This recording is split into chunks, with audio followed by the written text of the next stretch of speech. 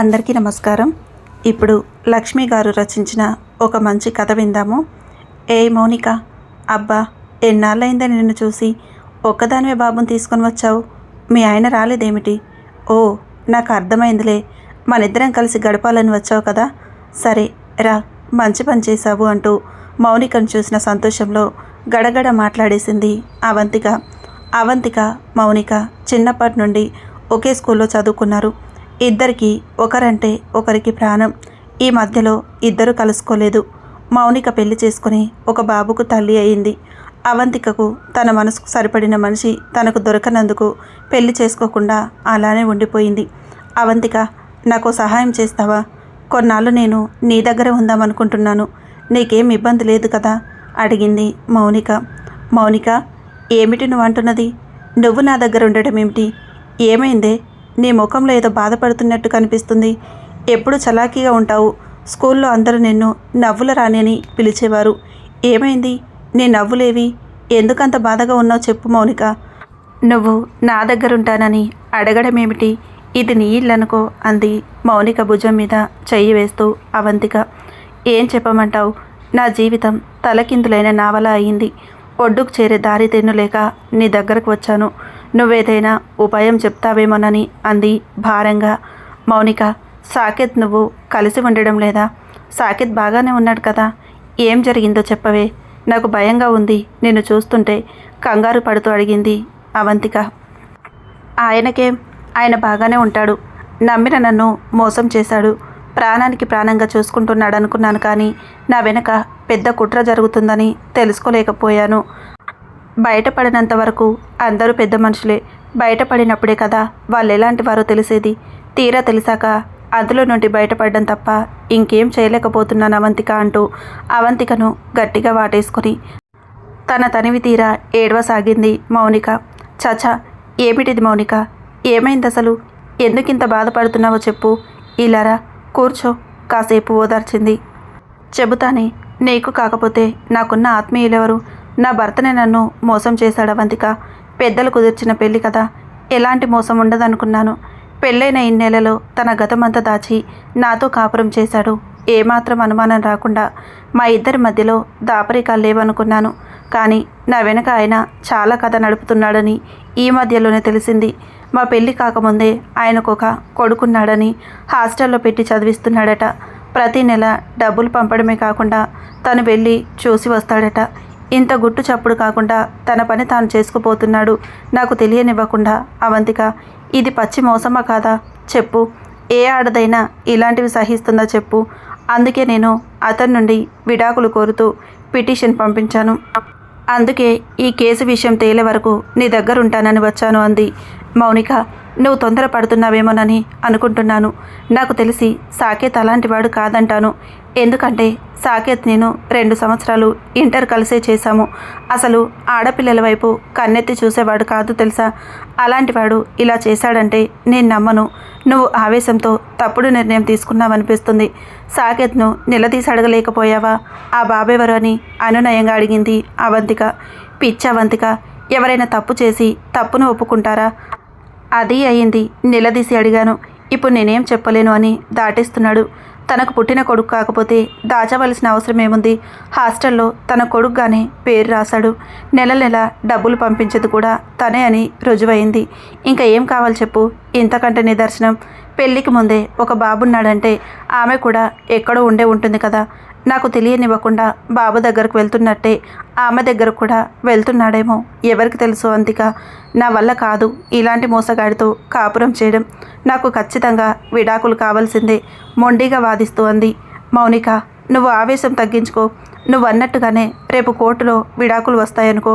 అప్పుడు నువ్వు ఒంటరిగా బతకగలవా? ఈ ప్రపంచంలో తోడు నీడలేని ఆడదాని బతుకు ఎలా ఉంటుందో తెలుసా అవంతిక? నువ్వు ఒంటరిగానే బతుకుతున్నావన్న విషయం మర్చిపోతున్నావు. ఏం, నువ్వు బతకడం లేదా? నేను నీలాగే బతుకుతాను అంటే నీ ఉద్దేశం మగాడు ఎన్ని తప్పులు చేసినా చూసి చూడనట్టు అతనితో కాపురం చేయాలంటావు? అవంతిక మాటలకు అడ్డు వస్తూ అడిగింది. అది కాదు మౌనిక, నేను నీ మంచి కోసం చెప్తున్నాను. నా జీవితానికి ఎలాగో దారి తెన్ను లేదు. కనీసం నీ జీవితమైన బాగుండాలని కోరుకుంటున్నాను. మగాడు అన్నాక ఏదో తప్పు చేయకుండా ఉంటాడా? ఏదో చూసి చూడనట్లుగా సర్దుకుపోవడం మంచిది మౌనిక. రేపు నీ కొడుకు పెద్దయ్యాక మా నాన్న ఎవరు అంటే ఏం చెబుతావు? జీవితం అంతా ఒంటరిగా గడుపుతావా, లేకపోతే మళ్ళీ పెళ్లి చేసుకుంటావా అడిగింది అవంతిక. అబ్బా, ఏ మాటలు నేర్చావు అవంతిక. ఒకప్పుడు చాలా గొప్పగా మాట్లాడేదానివి కదా ఈ మగాళ్ళ గురించి. అందుకే కదా నీకు పెళ్లి చేసుకోవడం ఇష్టం లేదని చెప్పావు.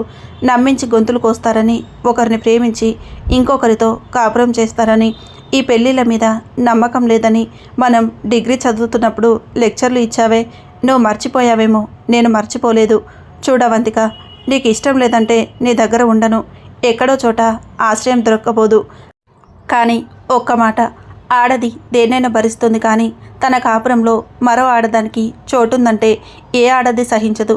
తన భర్త తనకే స్వంతం కావాలనుకుంటుంది తప్ప పొరపాటున కూడా సవతిని కోరుకోదు. నన్ను మోసం చేసి ఒక బిడ్డకు తండ్రి అయ్యాడంటే అది నేను ఎలా భరించుకోవాలో చెప్పు అవంతిక అంటూ అవంతికను పట్టుకొని బోరు బోరుమని విలిపించింది మౌనిక. మౌనికను చూసి అవంతిక తట్టుకోలేకపోయింది. గట్టిగా గుండెలా కదుముకొని ఊరడించింది. ఇప్పుడేం చెప్పినా తనను బాధ పెట్టిందని అవుతానే కానీ తను వినే పరిస్థితిలో లేదు. కొంచెం కుదుట పడ్డాక సర్ది చెప్పాలి. ఎలాగైనా సాకేత్ మౌనికలను విడిపోకుండా చూడాలి అనుకుంది. హాయ్ సాకేత్, బాగున్నావా? ఏంటి, నన్ను గుర్తుపట్టలేదా? నేనండి బాబు, అవంతికను. మనం ఇంటర్లో ఒకే కాలేజీలో చదువుకున్నాము, గుర్తుకు వచ్చిందా? పోనీ ఒకటి చెప్పనా? ఏయ్ సాకేత్, ఎంత అందంగా ఉన్నావో తెలుసా? నేను నిన్ను ప్రేమిస్తున్నాను అంటూ గట్టిగా కాలేజ్ గదిలో చెప్పాను అందరి ముందు. నువ్వు బిత్తరపోయి నన్ను కొట్టడానికి చేయలేపావు. నీకు దొరకకుండా గదంతా తిప్పించాను. చివరకు మన స్నేహితులంతా నీ దగ్గరకు వచ్చి పాపం నిన్ను ప్రేమిస్తున్నానని అంటుంది కదా, నువ్వు ఓకే చెప్పాలి, లేదంటే మేమందరం బాయ్ కట్ చేస్తామని నిన్ను బెదిరించారు. అప్పుడు నువ్వు ఏం చేయాలో అర్థం కాక నాకు ఓకే చెప్పావు. ఏప్రిల్ ఫూల్ అంటూ నిన్ను అందరం ఆట పట్టించాము, గుర్తుకొచ్చిందా అంటూ సాకేత్ చెవి మెలిపెట్టింది అవంతిక. ఏ నువ్వా? ఏంటి మహాతల్లి, ఇన్నాళ్ళు ఎక్కడ మాయమైపోయావు? ఏంటి మళ్ళీ నా కొంప మీదకు ఏమైనా ఉపద్రవం తెచ్చావా? తన చెవిని వదిలించుకుంటూ దూరం జరిగి అడిగాడు సాకేత్. ఆహా, అదే పని మాకు. నువ్వు కూరుకుపోయిన ఉపద్రవం కంటే నేను చేసింది పెద్దదా చెప్పు. ఏంటి సంగతులు సాకేత్? నేను విన్నది నిజమేనా? నువ్వు నీ భార్య, అదే నా స్నేహితురాలు మౌనిక విడిపోతున్నారని విన్నాను. అసలేం జరిగింది? ఆ బాబెవరు? మౌనికకు తెలియకుండా నువ్వు ఇలా చేయడం ఏం బాగాలేదు సాకేత్. అసలు నువ్వేంటి ఆడపిల్లల వైపు కన్నెత్తి చూసేవాడివి కాదు. అలాంటి నువ్వు బంగారం లాంటి భార్య ఉండగా ఇంకొకరితో జీవితం పంచుకున్నావంటే నేను నమ్మలేకపోతున్నాను ఆశ్చర్యంతో అడిగింది అవంతిక పాత స్నేహితుడన్న చనువుతో. ఓహో, నీకంతా తెలిసిపోయిందన్నమాట.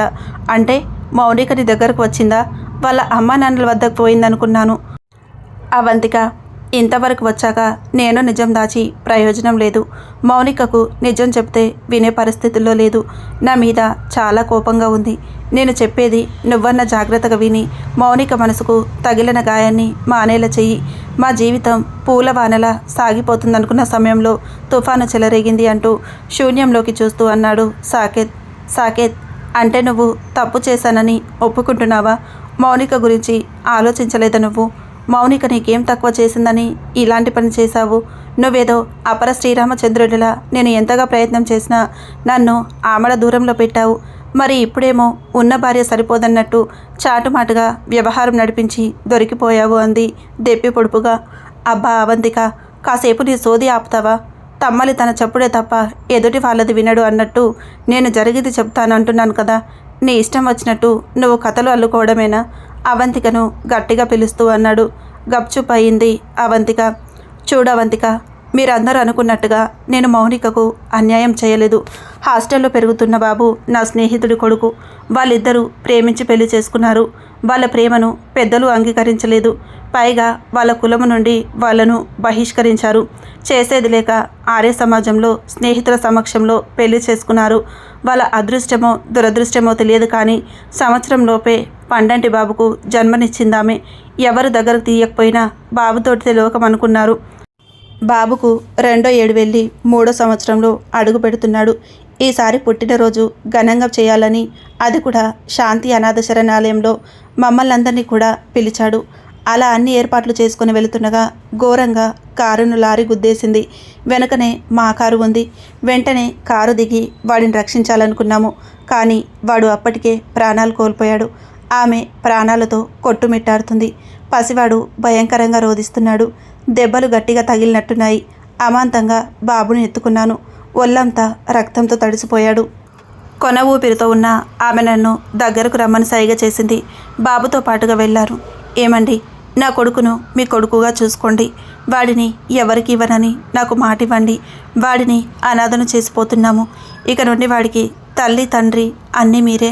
లోకానికి వాడు మీ కొడుకుగానే తెలియజేయండి అంటూ ఆమె కన్ను మూసింది. చెప్పడం ఆపి కళ్ళు తుడుచుకున్నాడు సాకేత్, నువ్వు చెబుతుంటే నాకే కన్నీళ్ళు ఆగడం లేదు. ప్రత్యక్షంగా చూసిన నీకు ఎంత బాధగా ఉంటుందో నేను అర్థం చేసుకోగలను అంది అతన్ని ఓదారుస్తూ. అవంతిక, నిజంగా ఆ సమయంలో నేనేం చేస్తున్నానో నాకు తెలియడం లేదు. అప్పటికే నాకు మౌనికకు పెళ్ళై 6 నెలలు కావస్తుంది.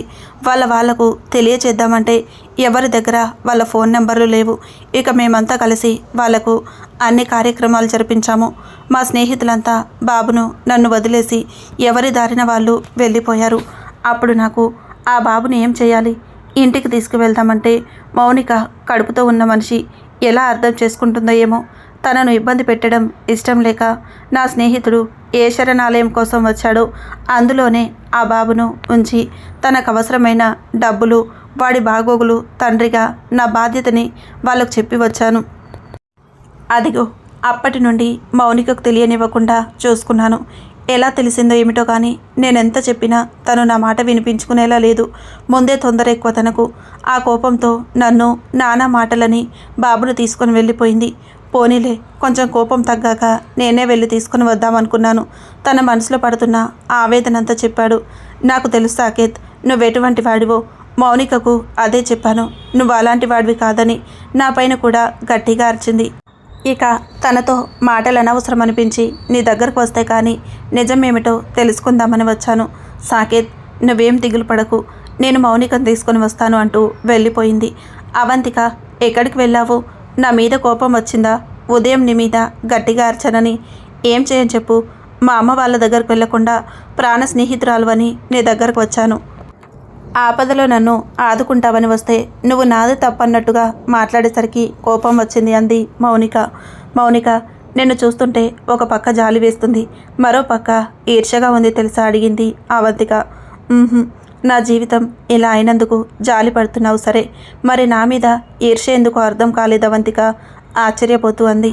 ఎందుకంటే ప్రతిదీ భూతద్దంలో చూసే అలవాటు నీకు చిన్నప్పటి నుండి ఉంది. అసలు విషయం తెలుసుకోకుండా తొందరపడి జీవితాన్ని ముక్కలు చేసుకుంటే నష్టపోయేది నువ్వే. ఆవేశం ఎన్ని అనర్థాలకు దారితీస్తుందో ఇప్పుడు తెలియదు. జీవితం చేజారిపోయిన తర్వాత ఎంత బాధపడినా తిరిగి దొరకదు. నువ్వు కొంచెం ఓపికగా సాకేత్ చెప్పేది విని ఉంటే ఇలా నా దగ్గరకు వచ్చేదానివి కాదు అంటూ సాకేత్ చెప్పిందంతా చెప్పింది అవంతిక. అంతా విన్న మౌనికకు దుఃఖం ఆగడం లేదు. ఎంత పొరపాటు చేశాను, సాకేత్ మనసు గాయపరిచాను. నేను ఒక్క క్షణం తను చెప్పేది వినకపోవడం నా తొందరపాటు. సాకేత్ నా కోసం రాకముందే నేను వెళ్ళి నన్ను క్షమించమని అడగాలి అనుకుంది మనసులో. అవంతిక, నేను తప్పు చేశాను. ఇప్పుడే వెళ్ళి సాకేత్ను తప్పైందని చెబుతాను. నువ్వు చేసిన సహాయానికి చాలా చాలా కృతజ్ఞతలు. నువ్వే గనక సాకేత్తో మాట్లాడకపోయినట్టయితే మా మధ్యలో చాలా అగాధం ఏర్పడేది. నేను నీ దగ్గరికి రావడం మంచిదైంది అంటూ అవంతిక 2 చేతులు పట్టుకొని ఆనందంలో కళ్ళకద్దుకుంది మౌనిక. సరే, నువ్వన్నట్టుగానే మీ ఆయన దగ్గరికి వెళ్దు కానీ, కాకపోతే రేపు మనం ఒక దగ్గరికి వెళ్ళి అటు నుండి అటే వెళ్ళిపోదు కానీ, ఈ ఒక్క పూటకు మీ ఆయనం కరిగిపోడులే. రేపు జాగ్రత్తగా మీ ఆయనకు అప్పచెప్తాను. ఈ రాత్రంతా మీ ఆయన గురించి కమ్మటి కలలు కంటూ ప్రశాంతంగా నిద్రపోంది. కానీ పాపం ఆయన ఎంత బాధపడుతున్నారో నా గురించి అంది పరధ్యానంగా. అబ్బో, ఇప్పుడు మీ ఆయన గురించి ఆలోచిస్తున్నావు. మరి ఇంతకు ముందు వరకు మీ ఆయన గుర్తు రాలేదా? నేను చెప్పానా మీ ఆయన చాలా బుద్ధిమంతుడని? ఎంతమంది ఆడవాళ్ళు వల విసిరినా చెదరని మనసు మీ ఆయనది. నీకు తెలుసా మౌనిక, మీ ఆయన కోసం నేను పెళ్లి చేసుకోకుండా ఉండిపోయానని. నా మొదటి ప్రేమికుడు మీ ఆయనే. కాకపోతే నాది ఒకవైపు నుండి ప్రేమ. అతన్ని ఎంత ప్రయత్నం చేసినా అతన్ని గెలుచుకోలేకపోయానంటే నువ్వు నమ్ముతావా?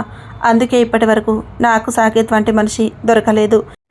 నేను నా మనసు ఎప్పుడూ అతనికి అంకితమైంది. ఇప్పుడు నాకు ఇంకేదీ అవసరం లేదు మౌనిక చెబుతూ నిద్రలోకి జారిపోయింది అవంతిక. మౌనిక వింటుందనుకొని మొత్తం చెప్పాననుకుంది. కానీ మౌనికకు అలసిన మనసు తొందరగానే నిద్రపోయింది. అవంతిక చెప్పేది వినకుండానే. అవంతిక, ఇదేంటి ఇక్కడికి తీసుకొచ్చావు? ఇది ఆ బాబు ఉన్న అనాథ శరణాలయం కదా, ఇక్కడికెందుకు వచ్చాము? ఆశ్చర్యంతో అడిగింది. కాస్త ఓపిక పట్టు తల్లి, అటువైపు చూడు అంది వేలు చూపెడుతూ. ఆశ్చర్యంతో పాటు ఆనందం వేసింది. గబగబా పరిగెత్తింది అటుగా వస్తున్న సాకేత్ను చూసి. తండ్రిని చూడగానే మౌనిక చేతిలో ఉన్న బాబు నవ్వుతూ నాన్న అంటూ ముద్దుగా పిలిచాడు. ఏమండి మౌనిక అంటూ ఇద్దరు ఒకేసారి పిలుచుకున్నారు. బాబును చేతిలోకి తీసుకున్నాడు సాకేత్. మౌనికను దగ్గరకు తీసుకుంటూ, మౌనిక నా మీద కోపం పోయినట్టేనా నవ్వుతూ అడిగాడు. అదేంటి, నేను ఇంకా తనకు చెప్పనే లేదు, ఎలా తెలిసింది అనుకుంటూ అవంతిక వైపు చూసింది. కళ్ళతోనే సైగ చేసింది నేను చెప్పాను అని. లతలాగా అతన్ని అల్లుకుపోయింది మౌనిక. మౌనిక, ఇది మీ ఇల్లు కాదు, కాస్త వదిలిపెట్టు మీ ఆయనను అంది నవ్వుతూ అవంతిక. సిగ్గుపడుతూ దూరం జరిగింది మౌనిక. అవంతిక, ఇదిగో ఈ బాబుకు ఇక నుండి తల్లి తండ్రి అన్నీ నువ్వే. నీ కొడుకుగా వాడికి ఏ కష్టం రాకుండా చూసుకునే బాధ్యత నీది. అంతేకాదు ఈ బాబు విషయంలో మన మధ్య ఎలాంటి రాకపోకలు ఉండకూడదు. ఎందుకంటే మీ ఆడవాళ్ళు ఎప్పుడు ఎలా మారిపోతారో మౌనికను చూశాక అర్థమైంది. నువ్వు అడిగావు కాబట్టి ఈ బాబు సంరక్షణ నీకు అప్పచెప్తున్నాను. ఇప్పటికీ ఈ బాబు అదృష్టవంతుడని అనుకుంటున్నాను అంటూ బాబుకు సంబంధించిన సర్టిఫికేట్లన్నీ అవంతికకు అప్పచెప్పాడు. సంతోషంతో బాబును దగ్గరకు తీసుకొని ముద్దాడింది అవంతిక. విషయం అర్థం చేసుకున్న మౌనిక తృప్తిగా అవంతిక వైపు చూసింది. తన జీవితాన్ని చెదిరిన స్వప్నంలో మారకుండా చేసిన అవంతికకు మనసులోనే 1000 మార్లు కృతజ్ఞతలు చెప్పుకుంది. జీవితంలో సాకేత్ ప్రేమను పొందలేకపోయినా సాకేత్ కొడుకుగా పేరున్న బాబును తన కొడుకుగా తీసుకొని అందులోనే తృప్తి పడాలి అని అనుకుంది అవంతిక.